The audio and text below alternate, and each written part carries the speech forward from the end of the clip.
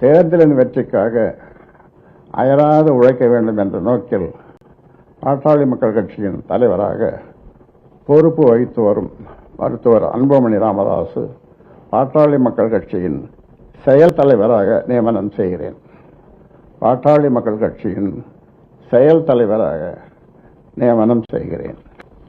எனது பாட்டாளி மக்கள் கட்சியின் மாநில பதவி வரிசை அடிப்படையில் நிறுவனர் மற்றும் தலைவர் மருத்துவர் ச. ராமதாஸ், செயல் தலைவர் மருத்துவர் அன்புமணி ராமதாஸ், கௌரவ தலைவர் ஜே.கே. மணி, பொதுச் செயலாளர் வடிவேல் ராமணன், பொருளாளர் திலகபாமா, மாநில துணைத் தலைவர்கள், துணை பொதுச் செயலாளர்கள், அணி பொறுப்பாளர்கள் உள்ளிட்ட அனைத்து பொறுப்பாளர்களும் தற்போது உள்ளவாறே அமைப்பு ரீதியாக செயல்படுவார்கள்.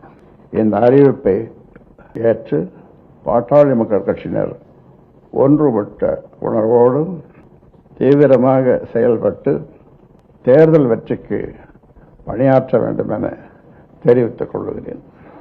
மே